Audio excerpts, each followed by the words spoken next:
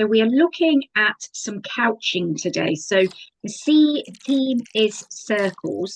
So I've used here, these ones I've done before. So your couching can be done as a sort of solid shape and a spiral, and couching it down to cover a whole solid area. I've got bits here. So this was done with some jersey from a pair of leggings.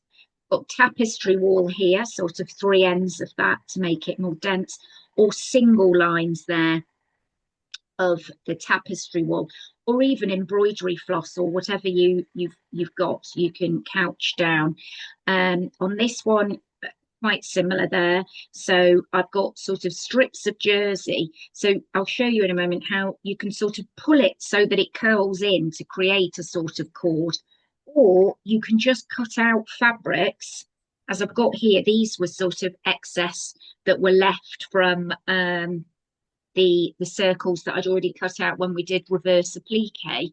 So almost couching down doesn't just have to be a really small little sort of stitch over it. You can do, when it's a wider thing, as you can see here, this bit of jersey is wider, you can have longer stitches over whatever you're couching down, whether it's thread, fabrics, jersey. So you can sort of mix it up with different colours. Also different stitches on the Pinterest board. Sometimes it's done with a zigzag, a cross stitch, a blanket stitch. You can just really play around with it. So I was going to show you some there of couching down with some fabrics. What I may do is sort of interlock these circles on a piece. And then I've got some jersey cut here that I'm going to cut strips of and pull there so that you get that sort of coiled sort of effect there to stitch down onto a tube. This one here is just filling in a whole area with couching. So although this sort of, you could, if you want to keep the circular theme, do it in a circle. This sort of turned into a star type shape there. Started from the middle, couching it down, and then kept changing my jersey. So you can fill in a whole area.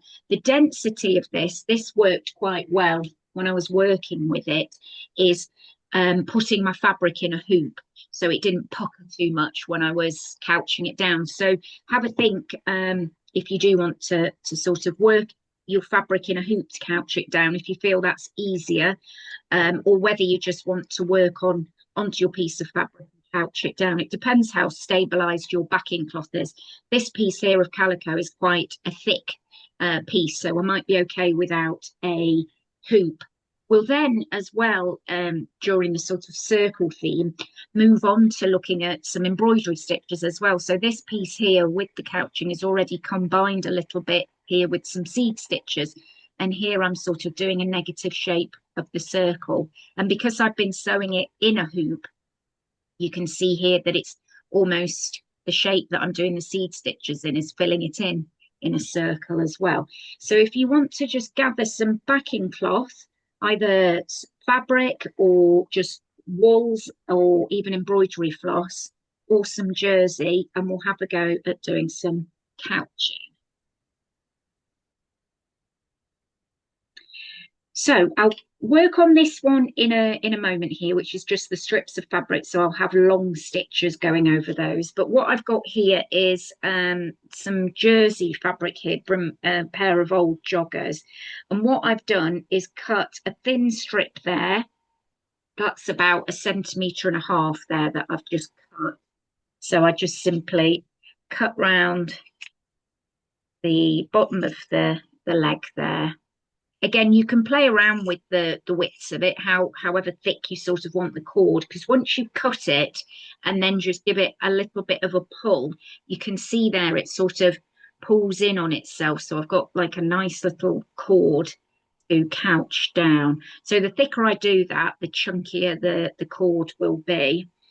Then what I'm going to do is add that here to a piece of plain cream backing there. So I'm going to just couch down, first of all, sort of a circle here. And if it helps, what you can do is either draw around something circular or just freehand it. And that's quite a good guide. So when we start couching it on, to hold it in place there. So I'll start at the end here. and I've just got threaded up some Sashco, cream Sashco thread.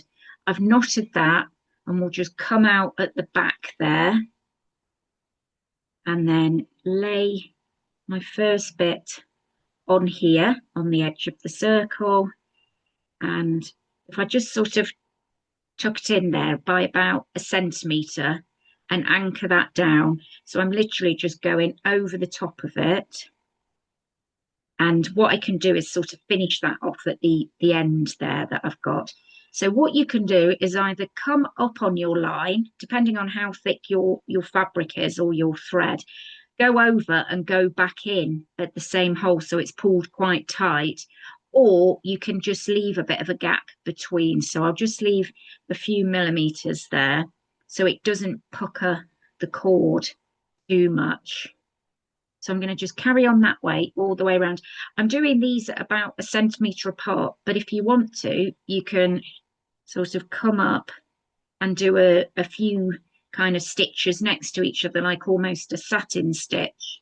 So in some areas it's got a bit more stitching on than in other places. And try mixing up the colours of threads if you want to as well. So do that there. The other thing we can do, which you may have done before, is rather than just these sort of straight stitches over the top, is I could try doing a little chain stitch over the top. So I will sort of pull out from the back there, go back in the same hole, come up behind, wrap this thread around, pull gently, and then anchor that little single lazy daisy stitch in. Now just give that a bit more of a pull. So you could try some different stitches. You could do a zigzag stitch. You could work a blanket stitch over the top of it. There's lots of different stitches to choose from. If you have a look on the Pinterest board as well, there's some examples of different stitches over the top of your couching. So I've worked my way around the circle here using that line as a guider to try and get quite an accurate circle there. I did a few stitches there with just that lazy daisy. On this next one I show you, could perhaps try some other stitches as well. So what I've done is I've got back to the beginning here, and there isn't really too much of an overlap. So I'm just going to sort of butt those up together. Because it's jersey, I can give it sort of a gentle pull through those stitches so that they just overlap ever so slightly. And then what I can do is come up on that marked line that I've done and then just do a stitch over the two ends there to hold them down. And what I might do is do a couple of stitches next to each other, as I mentioned about doing the satin stitches on some parts of it if you wanted to as well. So that will sort of hold that join together there. So I'll just do another one over the top. There. Maybe another one is next to there. So that's sort of completed now.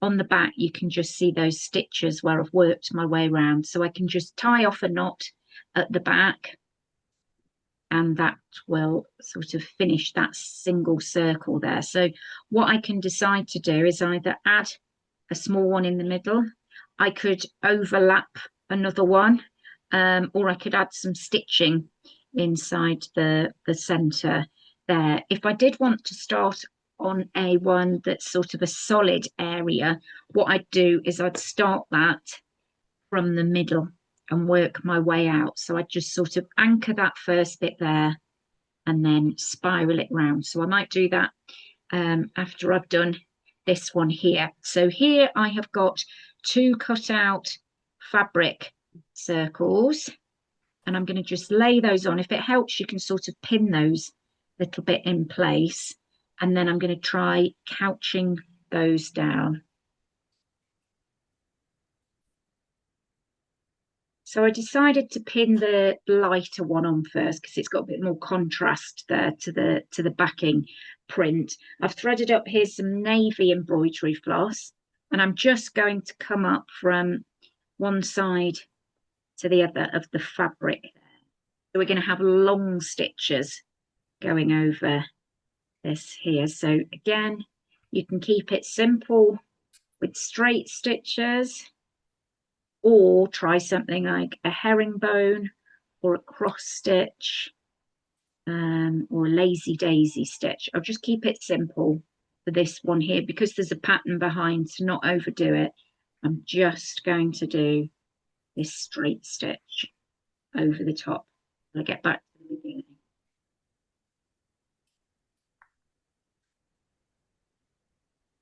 So here, this one's a lot flatter than the sort of tubular jersey one I've done there. I just had the kind of shape, circle shape of the calico, and I decided to use the blue embroidery floss there.